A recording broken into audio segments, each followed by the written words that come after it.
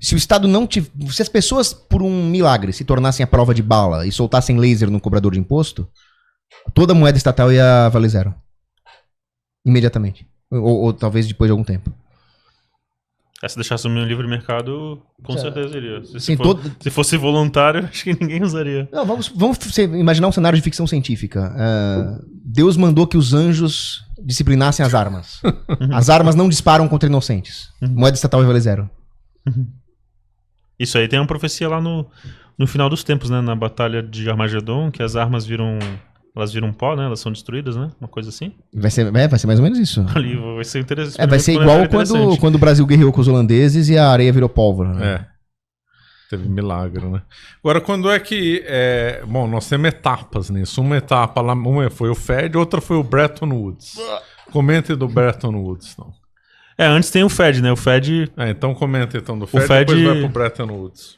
O Fed foi uma reunião de banqueiros que queriam controlar o sistema. Eles tentaram umas 3 vezes aprovar no Congresso, não conseguiram aprovar no Congresso. Tem até uma teoria da conspiração que o JP Morgan botou os banqueiros que eram contrários no Titanic, e depois o Titanic afundou por conta disso. Mas será que é verdade? Essa história é tão rocambolesca. Eu acho que é verdade, sim. Tanto que ele tava com um bilhete comprado e no dia ele não foi. Na última hora ele decidiu. E aí foi aprovado na surdina, a criação do Fed foi aprovado na surdina. Eles fizeram uma reunião numa ilha, né? Como é que chama? Jack Island. Fizeram a reunião nessa ilha. E aí o Congresso aprovou. Depois de algumas tentativas ele aprovou. E aprovou no final do ano, quando alguns senadores estavam de férias, né? Foi logo bem próximo do Natal. Foi tudo articulado. Foi uma coisa obscura. Para passar na meia na marra. E o Fed é basicamente um cartel formado por bancos. Os Estados Unidos tem uma participação, mas ele é como se fosse uma entidade privada, né? O que é bem estranho, assim, né? Porque antes tinha um sistema de free bank, que todos os bancos podiam emitir moeda, tinha esse sistema que era mais descentralizado, e aí você passa a centralizar tudo no Fed. E o Fed foi criado também, segundo até o próprio Faca, com a primeira finalidade de salvar a pele dos bancos se eles passassem por problemas. Essa foi a primeira finalidade, né? E também de ter uma espécie de cartel, né? Então o Fed foi terrível. Ali que começou mesmo a manipulação dos metais, depois veio o confisco do ouro. Esse do Roosevelt, né? Esse foi uma coisa criminosa que o Roosevelt fez. Confisco, depois também teve precificação do ouro, agora reprecificação, né? Depois do confisco. O ouro valia $20, depois ele valia 35. Então o valor foi diluído, né? Esse é o do Roosevelt, né? Logo que foi confiscado, eles confiscaram, depois eles diluíram o valor, agora uma onça de ouro vale $35, e depois eles liberaram de novo o ouro confiscado, né? E esse confisco, uma coisa interessante é que nessa época as moedas europeias mantinham o padrão ouro ou não? Por exemplo, o franco, França. Existia um padrão metálico, como o Cogos falou anteriormente, que ele era meio internacional. Era mais ou menos a mesma quantidade de prata e de ouro, e as moedas eram intercambiáveis. Inclusive os países circulavam também moedas e o Brasil de outros países. Tinha padrão ouro, acabou no governo de Getúlio Vargas. Tinha padrão ouro, o dólar ele era um padrão monetário, então tinha o dólar espanhol, tinha o dólar canadense, tinha o dólar, diversos tipos de dólares, né? E aqui no Brasil também circulavam moedas portuguesas, brasileiras, holandesas, espanholas, também circulavam porque elas eram meio que intercambiáveis, era a quantidade de ouro e de prata que valia, né? E isso facilitava muito as trocas, porque todo mundo, e o sistema de preços, porque todo mundo tinha a mesma moeda. E isso, por ter esse padrão intercambiável, ele reduzia muito o ruído na economia. Porque quando você tem que converter para dólares ou euros, alguma coisa assim, você tem muito ruído e você também tem muitos intermediários e você perde muito nessa... Vai agregando, né? Eu troco esse copo, depois vai trocando e tem muito ruído e isso ferra muito o sistema de preços. Mas eles depois emitiram o confisco, né? O confisco não pegava na prata, só pegava no ouro e limitava uma quantidade de, acho que era 5 onças de ouro. Dava mais ou menos $100. Você podia ficar com $100. E também não pegava moedas de outros países e moedas numismáticas. Então era só o dólar mesmo. Mas aí depois desse confisco eles reprecificaram o ouro como uma forma de diluição mesmo, uma inflação. E aí depois começou tudo ir ladeira abaixo, né, Cogos? Agora fala do Bretton Woods, Cogos. Bom, o Avelino tocou num ponto importante, que era o padrão bimetálico que existia antes do Federal Reserve. Então, o pessoal aí da maçonaria, da nova ordem mundial, eles são tão espertos e pensam tão a longo prazo que o primeiro ato deles não foi nem a criação do Fed. O primeiro ato deles foi a destruição do padrão bimetálico. Então, a Inglaterra desmonetizou a prata. Eles ainda emitiam a moeda, a prata, como token coin, que era o valor de face maior que o teor da moeda. Aí você pensa, bom, se eles fizerem isso, a lei de Gresham vai expulsar o ouro da Inglaterra. Mas não, porque estava desmonetizada. Eles jogaram isso para o colo da Europa. Com o objetivo justamente de fazer com que eles também desmonetizassem a prata e se livrassem da prata. Aí foi o que a Europa foi fazendo, né? A Alemanha exigiu reparações da França na época da Guerra Franco-Prussiana em notas internacionais resgatáveis em ouro. Agora, qual que era a maldade? A maldade é que quem usava ouro e quem usava prata? Ouro, os grandes players. Os nobres, os reis, né? Prata, cidadão comum. Então, o cidadão comum foi o principal prejudicado pelo fim do padrão bimetálico e o advento do padrão ouro, que é artificial.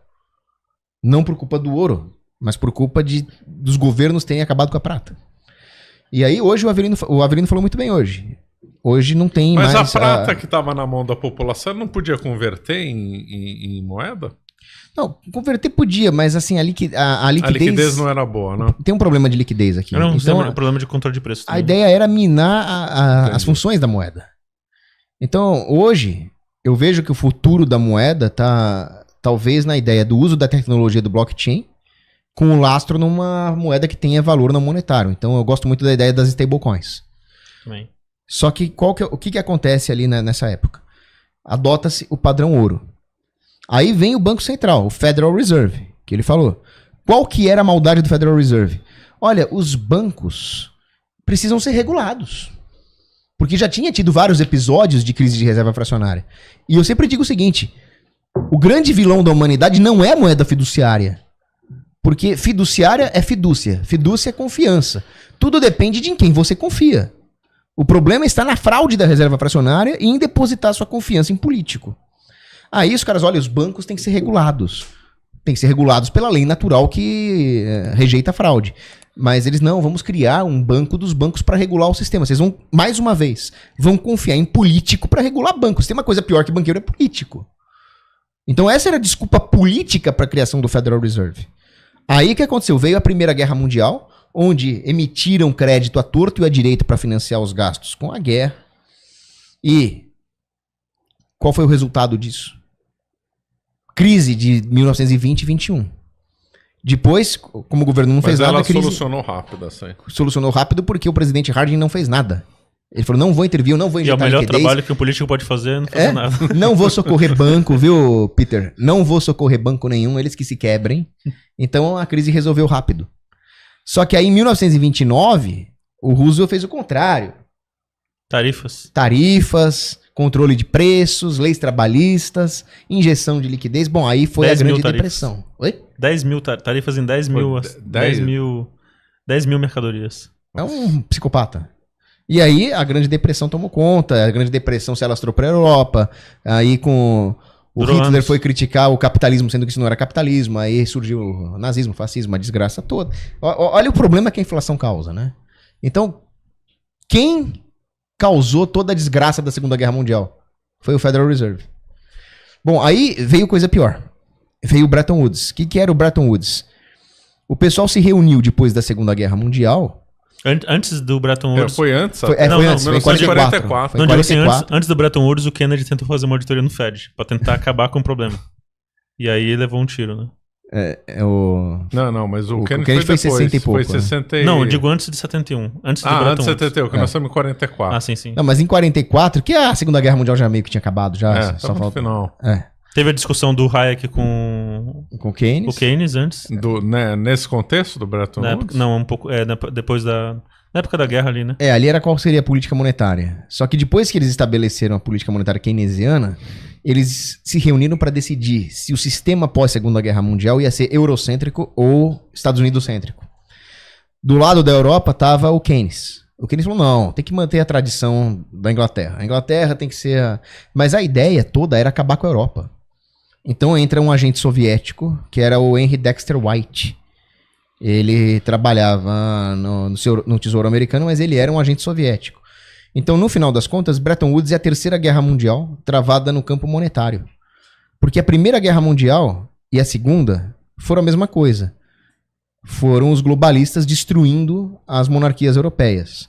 O que foi o Hitler? O Hitler foi criado pelos próprios banqueiros também para justificar a destruição final da Europa. Mas a destruição final da Europa mesmo veio quando o Henry Dexter White falou, não, o sistema de Bretton Woods vai ser baseado nas reservas de ouro dos Estados Unidos, que tinha 70% da reserva de ouro. E o Keynes foi a parte derrotada. E por que o Dexter White fez isso? Porque os Estados Unidos vai transformar a Europa no seu estado vassalo. Eles dividiram a Europa entre os comunistas e a maçonaria em Washington. Uhum. E aí a ideia era usar o Bretton Woods para financiar o Plano Marshall. O Plano Marshall era a destruição do capital produtivo pulverizado na Europa para financiar as elites banqueiras da Europa que iam trabalhar para Washington. Que é o que aconteceu. E para Moscou, obviamente. Que é o eixo Washington-Moscou, que ninguém fala. O Anthony Sutton fala. Fizeram parecido no Japão, né? Teve o Plano Colombo no Japão. Hoje eu diria que é um eixo que tem uma outra perna que é a China também, né? Estados Unidos, China e... Tem. Pequim, Aqui, aí os neocon falam que o problema é a China, né? Aí tem o pessoal que fala, não, o problema não é a China, o problema é só os atlantistas, mas o problema são os dois. São todos Todos os dois, lá ninguém presta nessa história. Ninguém presta. Só que antes do Bretton Woods, você teve um outro problema. Você teve a passagem do padrão ouro pro padrão gold bullion, pro padrão ouro lingote. Qual que era a ideia do ouro lingote? Depois que o Roosevelt confisca o ouro da população, ele fala, agora vocês só podem resgatar as moedas de papel se você for um banqueiro ou um país. Se você for a dona Pafúncia, não. Então o cidadão ficou sem ouro já. Você só tinha algum grau de disciplina porque os bancos e os países ainda podiam resgatar em ouro. Só que em Bretton Woods ficou estabelecido que o dólar ele seria definido com paridade em ouro, não vou lembrar quantos gramas. A libra podia ser piramidada em cima do dólar e as outras moedas piramidadas em cima da libra, conquanto eles mantivessem a paridade cambial. Essa fixidez da paridade cambial, o Hayek fez várias críticas a isso. Ele falou isso vai impedir a vantagem competitiva entre os países e vai incentivar os países a inflacionar suas moedas. Por quê? Porque os Estados Unidos estão com o privilégio de inflacionar a própria moeda, já que eles nominalmente estabeleceram uma paridade com ouro. E os outros países, para manter a paridade cambial conforme o acordo, vão também inflacionar. O resultado disso foi que a Inglaterra quebrou em 67, porque os trabalhistas lá, a petralhada de lá, começou a aumentar os gastos estatais. E chegou um ponto em que o mundo percebeu que os Estados Unidos não tava com a reserva de ouro para pagar todo mundo. Pô, os caras estão gastando com guerra do Vietnã, com seguridade social, com a petralhada toda. Aí chegou um momento que a França falou, acho que foi o De Gaulle, né? Me dá meu ouro aí. Colocou os O navios. De Gaulle odiava os Estados Unidos e a Inglaterra. Não o culpo. Ele não foi tão amigoso. Mandaram um destroyer lá e eu... Só saiu daqui quando entregar o ouro. Aí o Nixon chegou lá e falou, não, você sabe de uma coisa, não vou entregar porcaria nenhuma pra ninguém. Pá, acabou com o Bretton Woods. 1971, ano da desgraça. O ano da desgraça. E aí veio a crise do petróleo, porque os árabes falaram, bom, então quer dizer que os petrodólares que você está mandando aqui não vai mais ter conversibilidade em ouro? Então tá bom, agora o petróleo é 3 vezes o preço. Então assim, alastrou o desastre pro mundo inteiro. E aí os Estados Unidos entra com a Arábia Saudita e falou assim, não, acho melhor você aceitar isso daqui. Senão, coisas ruins podem acontecer. E se você aceitar os meus dólares, a gente vai te proteger de nós mesmos. Que é como o imposto surgiu. Taxa de proteção contra... os vikings cobravam dos ingleses, né? Para não serem invadidos. Aí surgiu o petrodólar. Então é sempre lastro em algum metal. Ferro, chumbo, titânio, urânio. O dólar o urânio é muito eficaz. O dólar hoje é lastreado em urânio. Como é que é o motor do... Pesados, né? O porta-aviões é nuclear? É nuclear, né? Não um reator de urânio? Então o lastro do dólar hoje é urânio. Urânio ou plutônio, é bimetálico também. É bimetálico, urânio plutônio. Sai o ouro é prata, agora é bimetálico, urânio e plutônio. Ou então, você aceita o dólar, chumbo usa pra proteger isso. Ou você aceita o dólar, ou nós vamos exportar democracia pro seu país. É assim. Coisas ruins podem acontecer, tá? Pode alguém no país te atacar. Nós vamos jogar várias toneladas de democracia explosiva em vocês. O Brasil participou do Bretton Woods ou não? Acho que não. Tão que eu saiba. secundário, né? O Brasil teve o padrão. Moeda lastrada em banana. O Né? Brasil teve um padrão metálico que foi muito bem. Aí depois inflacionaram os réis, aí 90%, 80% prata, 60%, 50%. Falei, já é 50%, vamos tirar lá o... Aliás, uma vez eu dei uma palestra de economia para adolescentes, 12, 13, 14 anos. Aí sabe o que eu fiz? Eu trouxe uma daquelas bananinhas paraibuna. Sabe aquelas bananinhas? Aí eu falei, pessoal, vamos fazer uma brincadeira aqui, vamos falar das funções da moeda, quem acertar ganha uma nota que eu vou emitir. Aí eu emiti a moeda nana, que era a moeda que eles podiam resgatar em bananas. Aí eu comecei a fazer o papel de um corrupto e comecei a emitir um monte de nanas, e depois o nana não valia mais porcaria nenhuma. Eles entenderam? Eles entenderam na hora, né? Agora explique atualmente, hoje, que a moeda é lastrada em dívida, né? A moeda virou dívida, não é isso? O banco vai emitir moeda com o meio de uma dívida, não é isso? Explica aí essa história e quando surgiu isso. Pois é, Evelyn, pode falar. É uma dívida lastreada em nada, né? Hoje a moeda, depois que aconteceu isso do petrodólar, o dólar virou uma moeda fiduciária, né? Então antes ele era até resgatável em alguma coisa, hoje ele é, digamos assim, resgatável nele mesmo, né? É uma promessa, ele é utilizado para você pagar impostos, é para isso. Então, de certa forma, o lastro continua sendo chumbo, né? Use os dólares, você vai precisar desses dólares para você me pagar depois, porque eu vou te roubar colocando impostos. Então, é basicamente isso. Então, o problema é que a moeda fiduciária hoje, como ela não é mais uma unidade metálica, o dólar, o nome dólar vem de Thaler. Thaler, em alemão, é vale. Porque existiam minas de prata nos vales da Hungria e da Tchecoslováquia. Então o dólar era prata, pela própria etimologia da palavra. Quando vem essa palhaçada toda de Roosevelt, de Bretton Woods, de Nixon, o que é o dólar hoje? O dólar é o seguinte, o governo se endivida. Gastos públicos, guerra, exportação de democracias. Emite títulos de dívida. Uhum. Então o que ele faz? Ele emite títulos. Aí, o que o Banco Central faz, o Federal Reserve? Ele compra títulos da dívida americana emitindo moeda. Então, essa moeda é lastreada em quê? Em títulos da dívida. O que são títulos da dívida? São promessas de pagamento que o governo faz para os seus credores que emprestam dinheiro para o governo. Pagamentos na própria moeda. Mas aí como é que eles vão pagar? Eles vão usar as gerações futuras como colateral desses títulos. Ou seja, tudo isso se baseia na capacidade do governo de tributar as gerações futuras ou de roubar o poder de compra da moeda deles através do efeito Cantillon inflacionário. Ou seja, essa moeda é uma dívida, um IOU, que o governo tem com seus credores e que ele promete pagar usando os bens reais da população como colateral. Roubando ou diretamente, passa a grana aí, perdeu o Playboy, perdeu o Mané, ou pela inflação. Perfeito. E aí o Cogson falou do dólar, né? $1 era um padrão metálico que era mais ou menos 28 gramas de prata. Então $1 era 28 gramas de prata. E $20 e uma onça de ouro valia $20, né? Antes desse repareamento que depois passou a valer $35. Hoje a onça de ouro está $3.000. Então de $20 para 3.000 são 150 vezes. Então de lá para cá o dólar perdeu muito, muito, muito valor. Você até vê nos filmes ou nos livros antigos, o teu salário são 5 centavos, aquele terreno ali aquele terreno ali são $20. Esse cavalo tem uma foto ali na crise de 29 de um rapaz que perdeu tudo você colocar assim no Google 1929 car, aí vai ter um cara lá que tá vendendo um carro por $100 e era o preço de um carro, né? Era 5 moedas de ouro. Você fala muito atualmente de uma possível crise, porque os governos estão cada vez mais endividados, não tem lastro nenhum, e isso daí explodiria. Como é que vocês veem isso? Ou a capacidade do governo de ficar empurrando isso com a barriga para sempre, ele vai conseguir ou não? Só ali antes de 1971, se vocês pesquisarem no Google, o que aconteceu em 1971. Sim, tem vai ter ali um gráfico que a partir de 1971... Mudou tudo, é impressionante. Esse daí todo mundo deveria conhecer. Tudo mudou. Então, assim, as coisas começaram a ficar mais caras, os aluguéis e o preço dos imóveis não tá mais acompanhando, a produtividade e o salário das pessoas. Então hoje as pessoas trabalham muito mais Para ganhar menos. para ganhar menos. É por isso que hoje os jovens não conseguem comprar mais uma casa. Você vê lá o Homer Simpson. Homer Simpson era um trabalhador banal ali, cujo trabalho dele era apertar um botão numa fábrica. Era só para isso que ele servia, apertar o botão caso surgisse alguma emergência.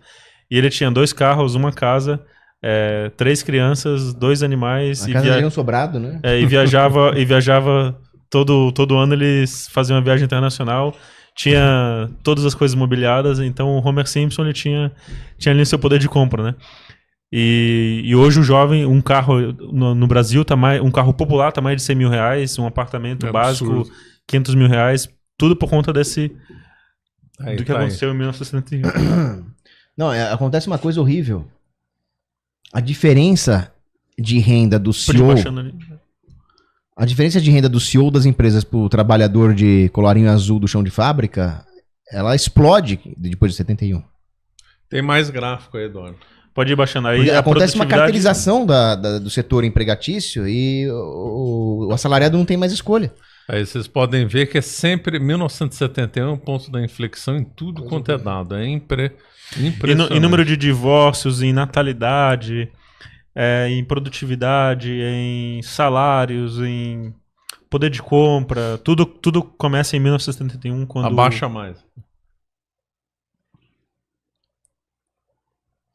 Imagina o nível do inferno que o Nixon tá.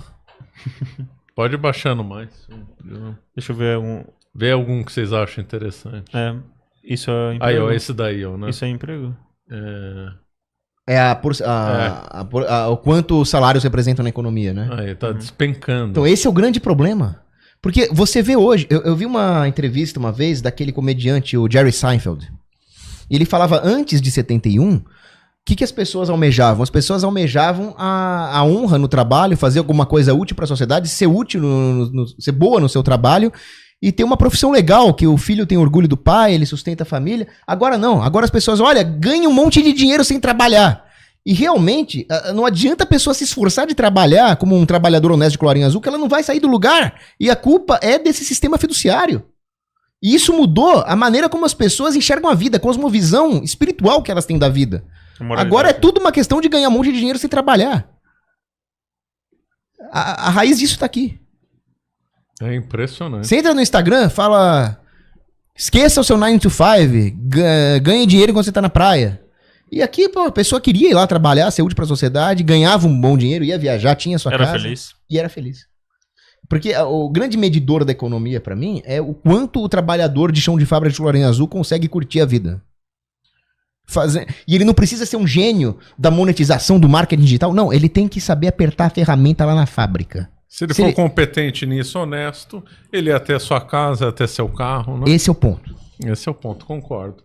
Desce aí mais. Só esse mas gráfico aí já é demolidor. Esse site aqui, é interessante. Tem uma versão em português também, o pessoal que não entende inglês. Não, aí o pessoal fala, como é que as pessoas aceitaram a ditadura sanitária? Meu, as pessoas aceitaram isso aqui. Isso é muito pior do que Covid, que qualquer coisa. Aqui deveria ter começado uma guerra civil. Isso aí foi um roubo descarado, né? Foi o maior roubo da história, talvez. Cadê os CAC americanos? É impressionante isso daí. E hoje, assim, fazendo um paralelo com a criação do Fed, com 1971, eu acho que tem um paralelo que a gente pode traçar muito interessante com a inteligência artificial. Eu acho que a inteligência artificial no governo é como se fosse uma nova criação do Fed. Aí você está de novo reunindo um cartel de Big Techs. Esse cartel de Big Techs vai criar uma espécie de Fed e vai controlar toda a economia, todas as... todo um controle total dos Estados Unidos, de todos os meios econômico, social, cultural, todas as leis, por meio de inteligência artificial. Isso é bem perigoso. Então vai ter, ao invés de ter só esse controle econômico, como tem o Fed, vai terceirizar para a inteligência artificial. você vai ter um controle, mas esse controle não é só da inteligência artificial, é de quem escreve a inteligência artificial, que vão ser esse cartel de Big Techs, igual teve o cartel dos Fed. banqueiros. Não, e você tem um outro fator, que é o Central Bank Digital Currency, que é o Bitcoin do mal. São as moedas digitais emitidas pelo governo. O que significa isso? Significa que o governo vai poder determinar a liquidez da sua moeda. Ele vai falar em que condições você terá liquidez. Claro que para isso você vai ter que partilhar das ideias do governo. Não vai Claro. poder ter opiniões É o extremistas. crédito social, né? É. Não vai poder gastar de forma a ter uma grande pegada de carbono. Que é a ideia que esse safado do Klaus Schwab tem. Esse Klaus Schwab é um maldito. Ele estava falando agora que temos que proibir comida produzida dentro de casa, homegrown food, porque tem uma pegada de carbono. Que absurdo. É um É um criminoso monstro. esse homem. Esse cara é um monstro. E E é claro, então aí você também poderá ter cota. Por exemplo, comprar 1 quilo de carne por ano. Porque sim. tem que proteger não sei o quê. Então, se instituir essa moeda digital com controle, acabou. E- Nós não, vamos e- viver uma distopia totalitária. E eles podem Cibernética. submeter todos os países do mundo se eles fizerem essa moeda digital num nível global, como aquele economista sem vergonha do Walter Mundell queria fazer. Ele queria um euro global digital. Isso é o fim da picada. Fora outras coisas, como colocar data de validade no dinheiro, isso vai acontecer. Colocar geolocalização, agora a gente não pode mais comprar água lá no outro mercado, tem que ser aqui em torno de 2 quilômetros. Porque aí só os grandes conseguem ter esse nível de logística, né, pra ter. Você acaba de assistir um corte do Caravelas Podcast. Na tela está aparecendo o episódio completo e outro corte. Muito obrigado pela atenção.